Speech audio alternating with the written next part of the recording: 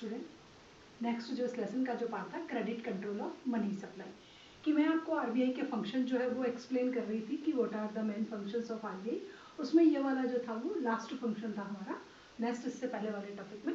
तो credit control of money supply जो होता है आरबीआई का पावरफुल फंक्शन होता है।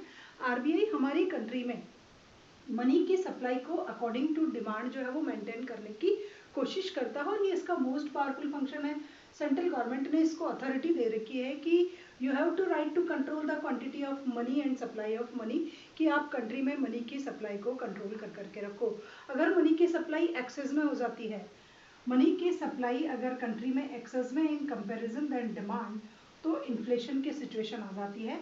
उसको हम बोलते हैं बूम, और उसमें प्राइस लेवल हाई होता है। अगर मनी की supply is greater than, if the money supply is greater than demand of money, then the situation of inflation will come in economy, ये वाली कंडीशन है।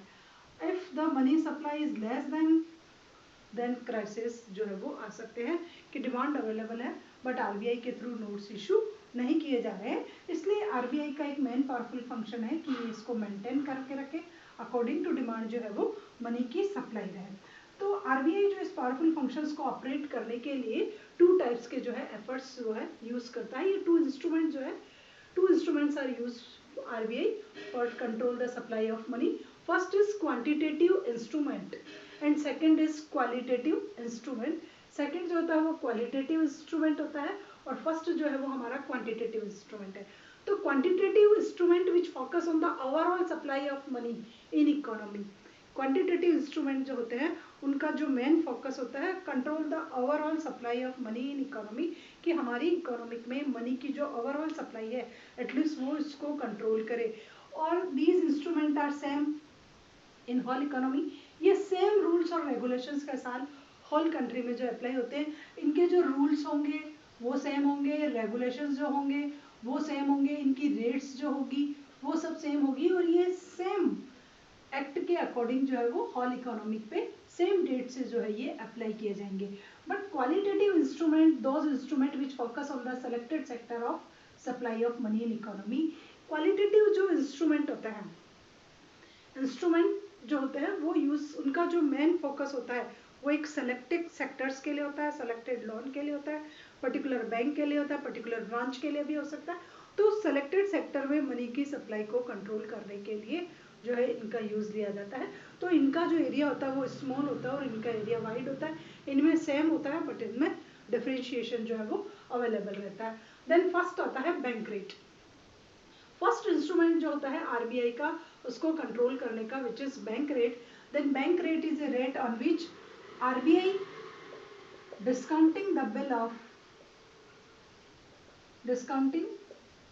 The bills of commercial banks. ये वो rate है जिस पर RBI जो होता है वो कॉमर्शियल बैंक्स के बिल के डिस्काउंटिंग करता है या कॉमर्शियल बैंक्स को जो है लोन प्रोवाइड करता है। इस रेट को हम उस रेट के नाम से जानते हैं और ये पावरफुल इंस्ट्रूमेंट होता है। आरबीआई जब बिल की डिस्काउंटिंग करता है तो बिल की डिस्काउंटिंग का एक एग्जांपल लेकर के देख लीजिए कि सपोज कीजिए कि मैं कोई बैंक हूँ और मेरे पास 10,000 का है। सपोज कीजिए कि आई एम आईसीआईसीआई बैंक और मेरे पास 10,000 का एक बिल है और मैं एक बिल की डिस्काउंटिंग कराना चाह रहा हूँ। ये बिल की जो डिस्काउंटिंग है वो बिल की डिस्काउंटिंग की रेट जो है वो 10% है। देन मुझे जो लोन के मिलेंगे वो 9,000 रुपीज़ मिलेंगे और इन 9,000 रुपीज़ से आईसीआईसी जो है वो लोन की एक्टिविटी को जो है वो सक्सेसफुली ऑपरेट कर लेता है। इट मीन्स 9,000 से मेरे थ्रू मनी की सप्लाई जो है वो इंक्रीज हो गई। अब सपोज कीजिए कि आरबीआई ने बैंक रेट को थोड़ा सा हायर कर दिया, 5% लोअर कर दिया। 10,000 का मुझे जो है बिल की डिस्काउंटिंग करानी है and the rate of discounting is 5%। Then I have received 9,500 rupees from RBI as a discounting my bills. अब मैं जो लोन दूंगी वो 9,500 से जो है वो इकोनॉमिक में होगा। तो जब 10% थी तो 9,000 के लोन दिए गए, 5,000 थे, इट मीन्स आईसीआईसी के थ्रू जो लोन दिया जाएगा वो 9,000। तो यहाँ मनी की सप्लाई जो उसको कंट्रोल कर लिया गया है और यहाँ मनी की सप्लाई को इंक्रीज किया गया है। तो आरबीआई ये वाला एफर्ट्स कब अपना एडप्ट करता है? At the time of inflation. जब इन्फ्लेशन की सिचुएशन थी तो आरबीआई ने ये वाली कंडीशन जो थी वो एडप्ट करी और डिफ्लेशन के टाइम में जो है आरबीआई ये वाली सिचुएशन अडॉप्ट करेगा, क्योंकि डिफ्लेशन में क्राइसिस है कंट्री में, मनी की सप्लाई लोअर है, इसलिए मनी की सप्लाई को हायर करना पड़ेगा। अब आरबीआई ने अगर ये रेट लोअर करी तो लोअर अच्छा मिला आईसीआईसी बैंक को, तो उसके थ्रू जो लॉन्स देंगे वो हायर होंगे और मनी की सप्लाई इंक्रीज हो जाएगी। तो इस स्टाइल से जो है आरबीआई जो है एक सबसे पावरफुल इंस्ट्रूमेंट जो होता है बैंक रेट, एटलीस्ट उसको अडेप्ट कर करके और कंट्रोल करने की कोशिश करता है। इन्फ्लेशन में ये रेट जो होती है वो हाई हो जाती है और डिफ्लेशन में ये रेट लोअर हो जाती है। आपको केवल इतना सा देखना है, at the time of inflation it is high and at the time of deflation it is lower, then there is a inverse relationship, inflation के साथ पॉजिटिव रिलेशनशिप, डिफ्लेशन के साथ नेगेटिव रिलेशनशिप, ये वाली ये रेट होती है। नेक्स्ट आता है open market activities. Open market activities जो है आरबीआई का एक मोस्ट पावरफुल फंक्शन है कि आरबीआई को हमारी सेंट्रल गवर्नमेंट ने ये जो है अथॉरिटी दे रखी है, राइट्स दे रखा है कि ये मार्केट से जो है वो सिक्योरिटीज को जो है परचेज कर सकता है और सेल कर सकता है। तो ये जो होता है डिफरेंट टाइप्स की सिक्योरिटीज जो भी होती है हमारी मार्केट में, एटलीस्ट उनको सेल और परचेज करने का काम करता है। तो the activities, this activities of RBI sale and purchase of securities known as open market activity. Open market activity में आरबीआई जो है वो गवर्नमेंट की सिक्योरिटी, फर्स्ट कैटेगरी के बॉन्ड, फॉरेन सिक्योरिटी और हमारा नेशनल सेविंग सर्टिफिकेट्स, तो इस स्टाइल के गवर्नमेंट के बॉन्ड, गवर्नमेंट के सिक्योरिटी, गवर्नमेंट के शेयर्स, फॉरेन कंट्रीज के बैंक शेयर्स, इंटरनेशनल इंस्टीट्यूशंस के बैंक शेयर बोर्ड्स, उनको सेल और परचेजिंग का राइट जो है इसको होता है। ऑलमोस्ट यहाँ पर गवर्नमेंट सिक्योरिटीज को ही लिया जाता है। तो सेल और परचेज की activity is known as open market activity, open market operation, जिसमें आरबीआई गवर्नमेंट के बॉन्ड सिक्योरिटी को सेल और परचेज करता है। अब देखना है कि इस इंस्ट्रूमेंट का यूटिलाइजेशन क्रेडिट कंट्रोल में किस स्टाइल से किया जाता है। तो eight the time of inflation, अब आप सभी जानते हैं कि इन्फ्लेशन में क्या सिचुएशन होती है। At the time of inflation, inflation में कंट्री में मनी की सप्लाई जो होती है वो एक्सेस में होती है in comparison than demand of money, ये इन्फ्लेशन की सिचुएशन है। तो इस टाइम में आरबीआई के थ्रू जो ओपन मार्केट एक्टिविटी की जाएगी उसमें सिक्योरिटी को सेल किया जाएगा। सिक्योरिटी को सेल जब आरबीआई करता है तो पब्लिक के थ्रू उस सिक्योरिटी को परचेज कर लिया जाता है। पब्लिक उस सिक्योरिटी को क्या करेगी, परचेज कर लेगी। तो पब्लिक जब सिक्योरिटी को परचेज करेगी तो पब्लिक के पास जो रिसोर्सेज होते हैं, जो मनी होती है, एटलीस्ट उस मनी का ट्रांसफर जो है वो किसको हो जाता है, आरबीआई को हो जाता है। बैंक्स परचेज कर सकते हैं, इंस्टीट्यूशंस परचेज कर सकती है, कोई भी जो है इसको परचेज कर सकता है। तो परचेज करने पे सिक्योरिटीज होती है वो पब्लिक, गवर्नमेंट, अदर इंस्टीट्यूशंस या बैंक्स के पास आ जाती है, और ये जो होता है मनी जो होती है वो आरबीआई के पास चली जाती है। तो आरबीआई ने इस स्टाइल से सारी लिक्विडिटी को एब्जॉर्ब कर लिया, सॉक्ड कर लिया, और मनी की सप्लाई जो है अगेन लोअर होगी एंड इक्वल टू मनी आ गई। अब सपोज कीजिए कि डिफ्लेशन की सिचुएशन चल रही है, तो डिफ्लेशन में क्या होगा, अगर कंट्री में सिचुएशन चल रही है डिफ्लेशन की, देन डिफ्लेशन के सिचुएशन में होता है मनी की supply is lower then demand of money. तो ऐसी कंडीशन में आरबीआई सिक्योरिटी जो है वो परचेज करने का काम करेगा। आरबीआई ने क्या किया, मार्केट से सिक्योरिटी परचेज करना स्टार्ट की। तो आरबीआई जब सिक्योरिटी परचेज करता है तो अगर किसी इंस्टीट्यूशन के पास सिक्योरिटी होती है तो वो सिक्योरिटी कहाँ ट्रांसफर हो जाती है, आरबीआई को ट्रांसफर हो जाती है, और आरबीआई से जो फंड होते हैं वो वापस कहाँ आ जाते हैं, मार्केट में आ जाते हैं, बैंक्स के पास आ जाते हैं या इंस्टीट्यूशंस के पास आ जाते हैं। तो इस स्टाइल में इन्फ्लेशन में जो होता है सेल का काम करता है और डिफ्लेशन में परचेज का काम करता है। इन्फ्लेशन में सेल और डिफ्लेशन में परचेज का काम करता है। सिक्योरिटी यहाँ उसके पास और मनी यहाँ पर सिक्योरिटी मार्केट में और मनी वहाँ, और इस स्टाइल से ये इसको कंट्रोल करने का काम करता है। तो लिक्विडिटी सॉक्ड करता है इन्फ्लेशन के टाइम में, जब परचेज सेल करनी थी तो लिक्विडिटी सॉक्ड हो गई, सारा पैसा जो है वो आरबीआई के पास चला गया, और जब उसने परचेज करी तो लिक्विडिटी रिलीज हो गई डिफ्लेशन के टाइम में, मनी जो है सर्कुलेशन में आ गई और वो जो है वो पब्लिक के पास में आ जाती है। तो this is the second powerful function of instrument of RBI. Next है रेपो रेट।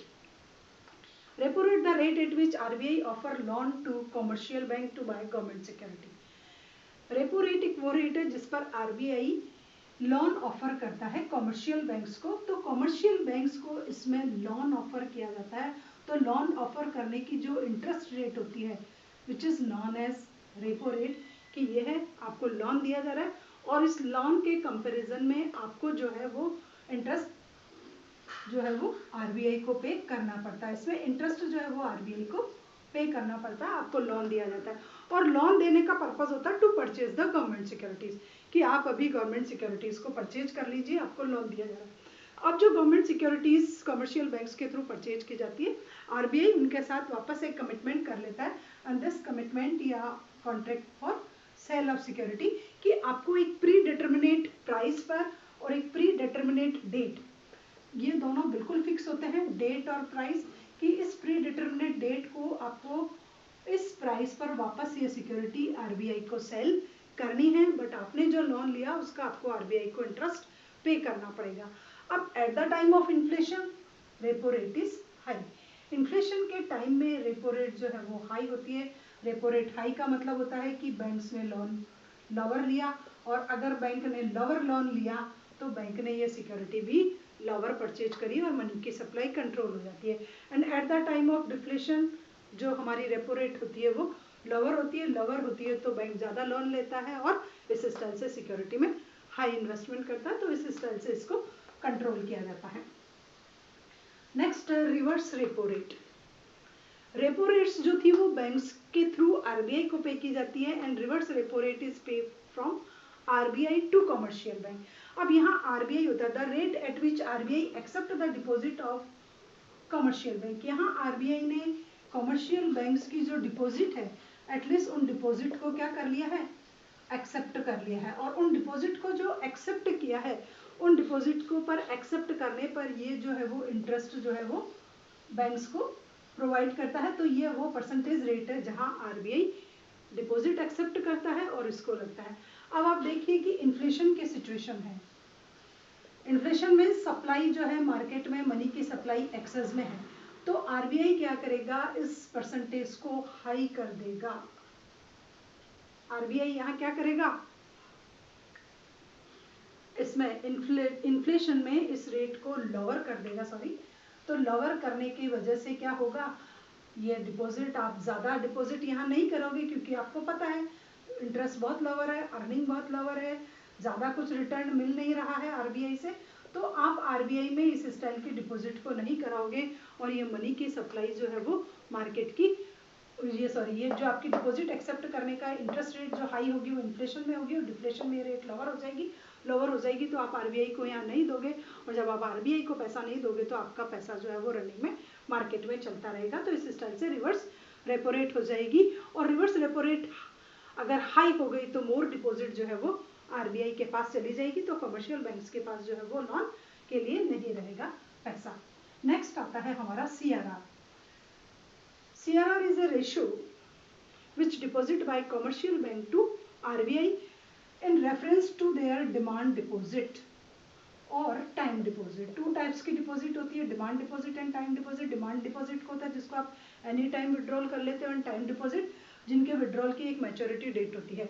तो पहले ये डिमांड डिपॉजिट पर ही लिया जाता था, बट नाउ इसमें टाइम डिपॉजिट को भी एक्सेप्ट कर लिया है। तो CRR एक कैश रिजर्व रेशियो है, एंड इट इज डिसाइडेड या डिटर्मिनेट बाय आरबीआई। आरबीआई इसको जो है वो अप्लाई करता है, और ऑल जितने भी हमारे कमर्शियल बैंक हैं उन पर ये कंपलसरी है अकॉर्डिंग टू रूल्स रेगुलेशंस कि वो इस सीआरआर को एवरी फ्राइडे जो है वो इनको आरबीआई को इसको सेंड करना कंपलसरी होता है। एवरी को नहीं कर पाए तो आफ्टर 3 फ्राइडे इसको आरबीआई को सेंड करना कंपलसरी होता है in ratio of their demand deposit. Suppose कीजिए कि आरबीआई के पास आज की डेट में कमर्शियल बैंक के पास 10,000 की डिपॉजिट है, अगर सीआरआर 10% है देन 1,000 रुपीज़ आपको आज भेजने हैं, 1,000 रुपीज़ 1,000 रुपीज़ 1,000 मंडे तक फ्राइडे तक जितने भी हो गए वो आपको आरबीआई को सेंड करना कंपलसरी होता है। 3 फ्राइडे तक अगर आप नहीं कर पाते हो तो कोई नोटिस आएगा, आफ्टर 3 फ्राइडे आपके पास नोटिस आ सकता है, बट ऐसी इन्फॉर्मेशन आपको देना कंपलसरी है। तो सीआरआर जो होता है it is send to RBI banks इनको अपने पास नहीं रखता है। अक्सर बच्चे गलती कर जाते हैं कि ये बैंकों के पास रहता है, आरबीआई को सेंड करना कंपलसरी हो जाता है। अब आप समझिए कि इससे मनी की सप्लाई किस स्टाइल से कंट्रोल होती है। तो eight the time of inflation CRR will be high. अगर इन्फ्लेशन का टाइम है तो सीआरआर हाई हो जाएगा।